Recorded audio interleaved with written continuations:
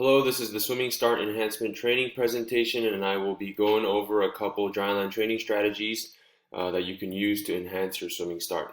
So before we go over the training of the start, I want to go over the anatomy of the start and what makes it such an extremely unique movement. First, it's a concentric only movement. Second, the athletes execute the start while barefooted. Number three, there are different force vectors in play compared to a standard vertical or broad jump. And number four, the differences between a leg-driven starter and a shoulder extension starter. So the swimming start is a concentric only movement. Basically, in layman's terms, this means that only the up phase of the jump is executed. So if you think about a standard vertical or broad jump, like one you might see at the NFL Combine, the athletes, they lower themselves before there is the subsequent up phase. In swimming, the down phase is completely removed because they go down, they take their mark, they hold, they stay still before the jump is executed. Now, this is important to note because when you don't have a down phase, you completely remove the stretch shortening cycle. And the stretch shortening cycle is a physiological phenomenon that occurs when muscles are rapidly stretched during the down phase. When the muscles are rapidly stretched, they produce force quicker and more powerfully. Second, the start is completed while the athletes are barefooted.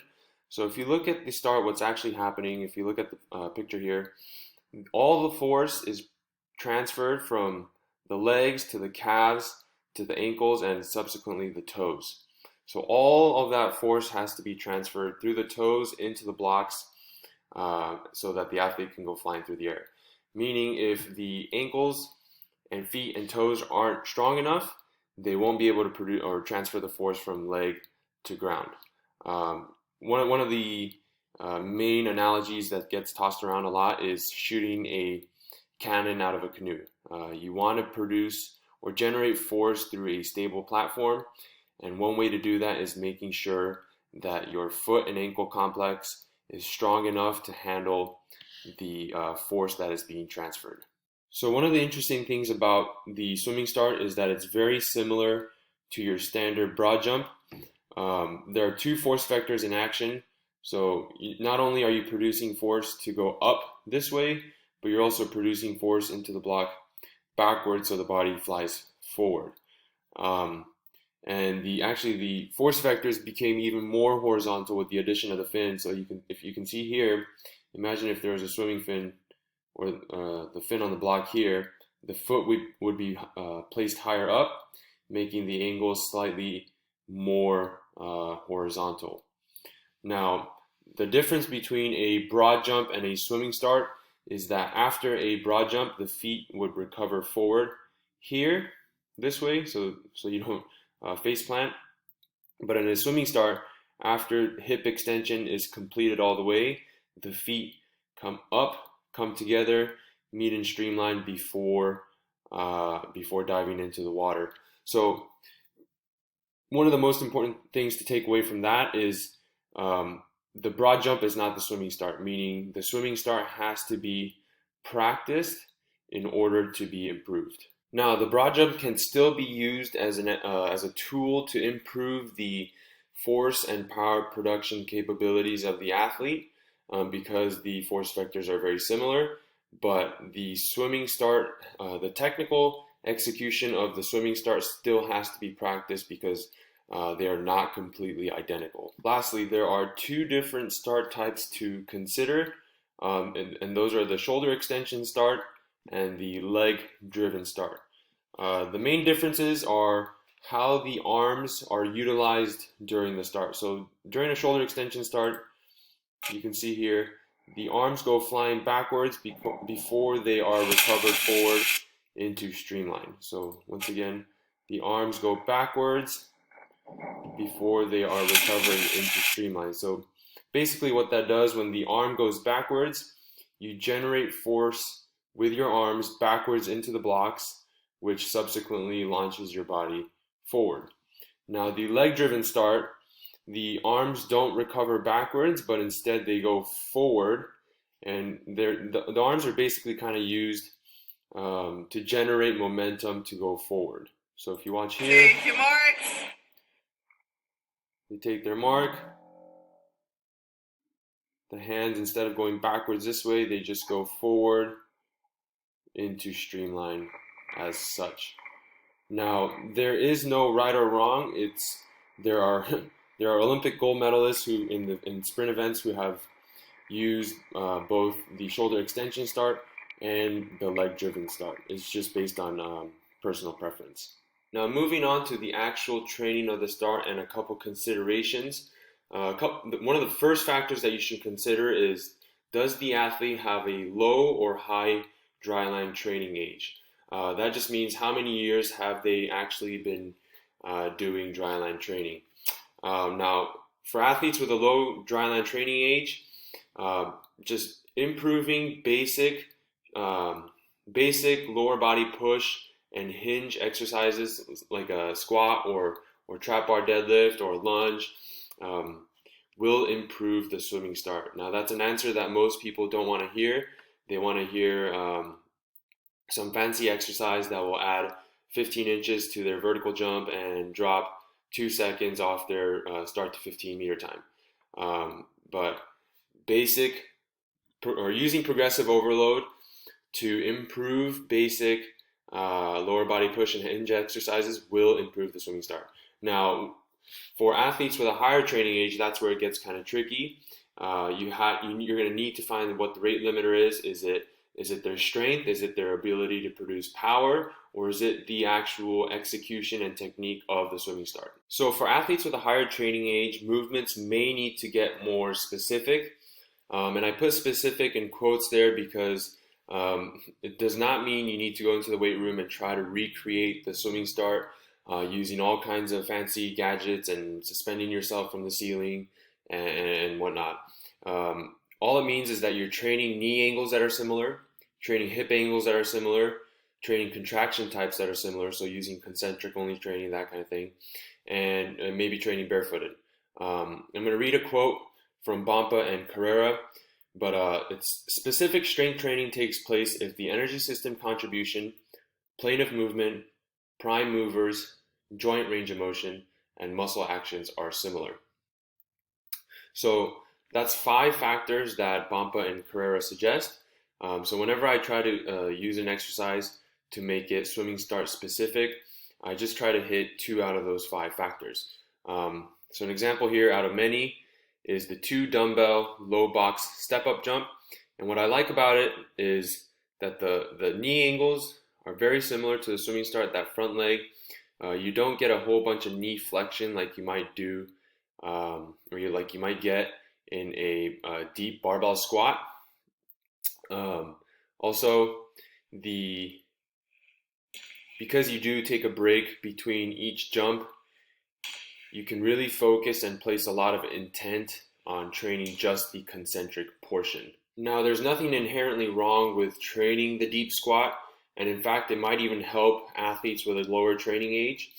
But for athletes with a higher training age, the deep squat doesn't provide the specificity in terms of knee angles necessary to transfer over to the swimming start. Now, for the visual people, when I talk about training specific knee angles, this is what I'm talking about. There's several ways to do it, but this is just one strategy.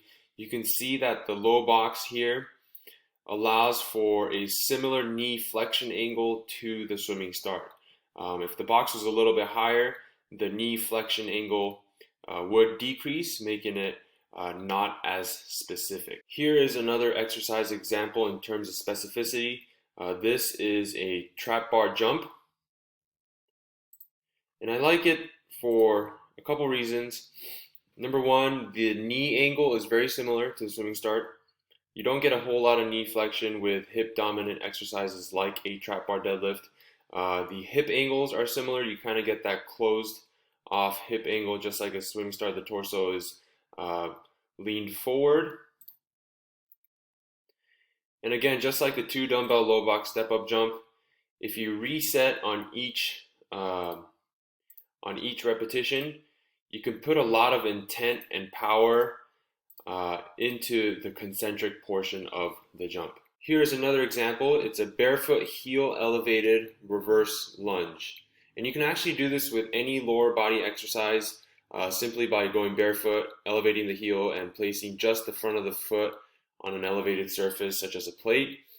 And what this does is it trains the lower body in a fashion similar to the swimming start.